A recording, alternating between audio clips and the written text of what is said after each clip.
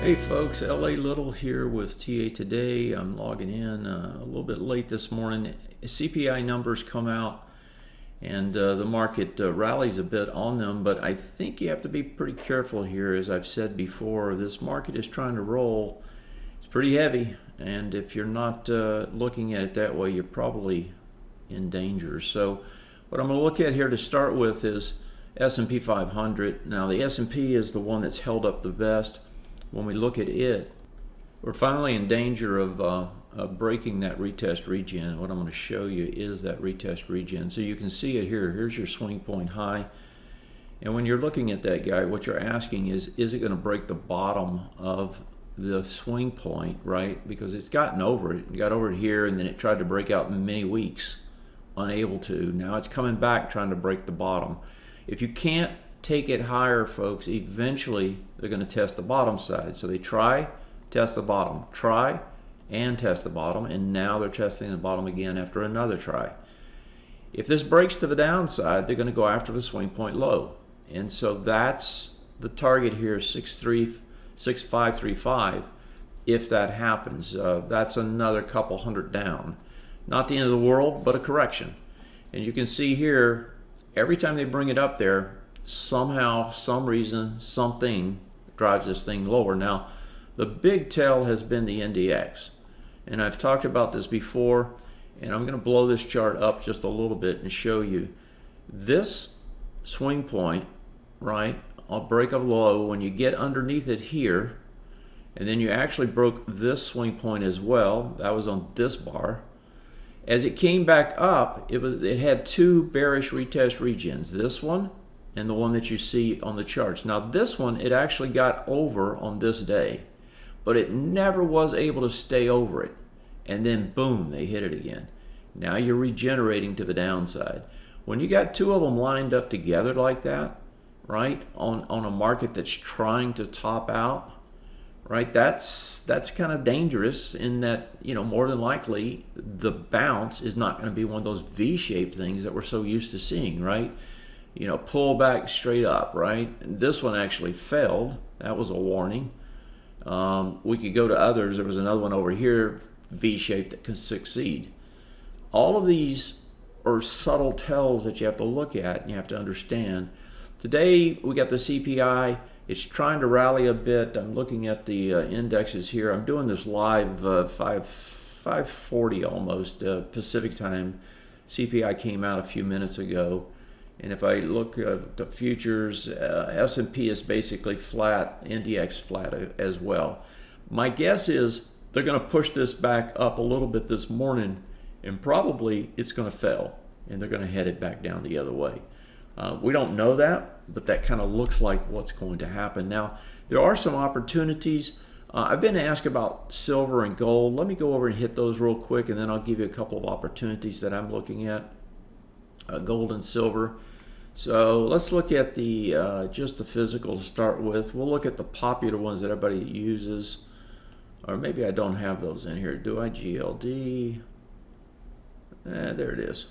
So what is gold doing? I'm gonna bring the daily up because that's where the action is, right? You've got this overlap. See these two big bars? You've got this overlap. That overlap right there. That's heavy resistance. That's where, if I'm going to short this, always think about it on the other side. If I'm going to short this thing, where am I going to short it?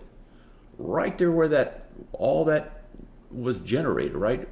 This is urgency. Every time you see volume expand, that's urgency. For some reason, for whatever reason, they were urgent about doing what they did. In this particular case, they were selling it. So when you come back up against that area, it's going to be tough to get through it. Now, if you get through it, you're going back to the top. But if you don't, you're going back to the bottom. And eventually, you're going to come back and you're going to test lower if you can't break out. So right now, this is just a range. It's a range in between these two numbers, right, from here to basically there. You've got a little retest regen over here. I wouldn't pay too much attention. It's very small. It's been tested already. It was tested here. And so to me, that one is not carrying very much weight. It is there. You'll probably see a little buying support there. So in other words, if this breaks down eventually, you'll probably see it try to bounce back, but then it's going to be a bearish retest region against that swing point low, and it's probably going to roll back over. So this is a range. You have to be careful. It's a one-way range in my mind, and that is that this has been on a long trend up. I would not be shorting this thing. If I did, it would be during the day. I would not carry overnight risk. It's just too dangerous. You wake up in the morning, you're on the wrong side of the trade. Now, silver, basically the same thing. If we go over to silver, and I know everybody's got their theories about how these things are going to the moon, but folks, these are ranges. And the ranges are here. Right now, this one doesn't have the overlap like you had elsewhere, but you have this high volume here, high volume here. Look at those bars. That area right there is going to be very hard to get over. So it can travel up to here. If I were long this thing and trading it again on a range, I would be trying to sell anything up here. But it hasn't even got up there. It's a bearish retest region, and it regenerated to the downside off of that. And so this looks a lot weaker to me than gold. And so the range, at least right now, the way it's played out, is just this simple, this bar itself down to the bottom of that bar, and you're right at the bottom now. You got a swing point low over here, which would change trend. Really nothing else. The problem with both of these, and I didn't show the gold one, but I'll blow it up here on the weekly. The problem is if you blow this out, where's it going to go? Where's the next level? Well, when you go straight up, there ain't no next level. That's the problem, right? And so, your guess is as good as mine where the next level is. For me, it's this little area back here the last time you had a consolidation. And so you're looking at another 15 down, maybe 20, right? So if you're trying to buy this thing, play the range, you need to be careful. And again, I'm not touching these. They're just kind of no man's land to me. Let them settle out. Let them, in another week or two, we'll kind of know what they're going to do. Here's the opportunities. I'll throw those in for you. I've been looking at counter trend, not counter trend, but trend trading off of like Amazon. So Amazon got pretty beat up.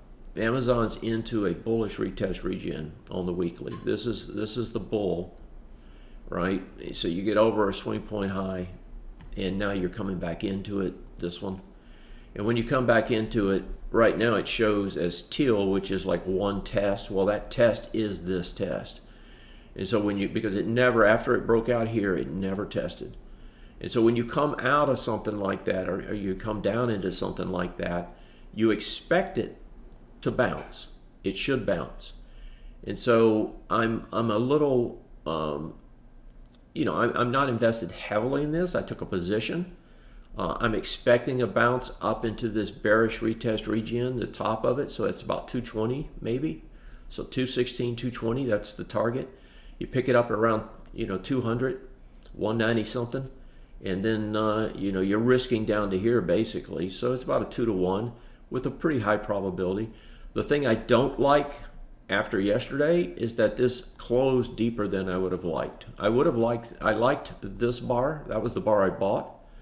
Yesterday I didn't flip it, and now it's back down again. So I think you have to be, cognizant of a decent trade here. I like the way this is set up. More than likely, even if it comes back in, all the way down, which is bad, right? Which tells you it's weaker than you think. It's still got all this support over here. And so more than likely, it's going to hold this range and at least get a bounce. And so you could take a piece here, and if it holds, you take a piece down there somewhere. And then the other one is a highly sought after, at least it used to be. I'll put it in here for you, is Palantir. And it has been getting beat up. Now we know the software stocks are getting crushed, and this has kind of fell in that same group.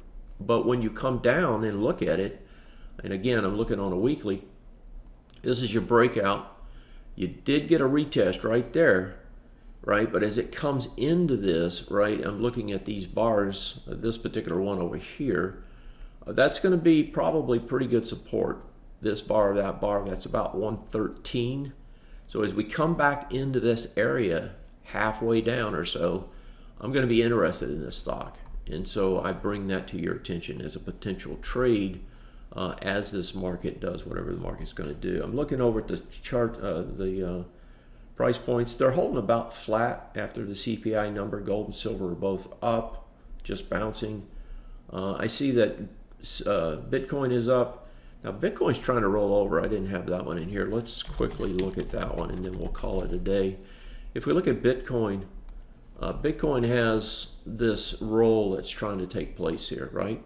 To me, anytime you get a roll and you start making what looks like an H, that's not a good situation.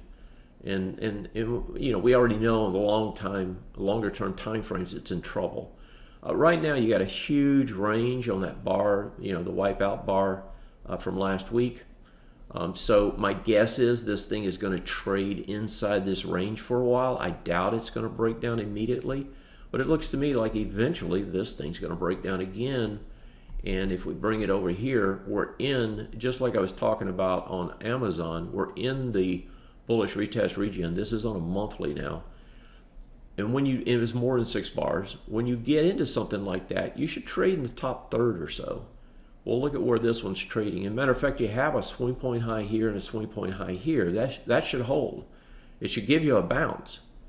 But what we're seeing so far, and we're only halfway through the month, is that this thing traded almost to the bottom, right? Almost failure. And now is struggling to get going again. I still think this probably makes a little bit of a move back up. Maybe you get as high as 80 or so. You're coming back into what will be a bearish retest region if it closes down here this month. But these are monthlies, and so you can't really, you know, trade off of them. They give you direction though. So going back to a weekly and asking where that is, you know, you got a bearish here, you got a bearish there. The overlap of those two is going to be hard. So it's about 80 to 87, it looks like. I think that's going to be very difficult to get over on the way back. That's what Bitcoin looks like. Folks, if you like what I do, give me a holler. Leave a comment, subscribe, set yourself an alert so when I do these, you get them. And, you know, share it if you can. I'd appreciate it. Take care. Thanks for being there, and I'll see you next time.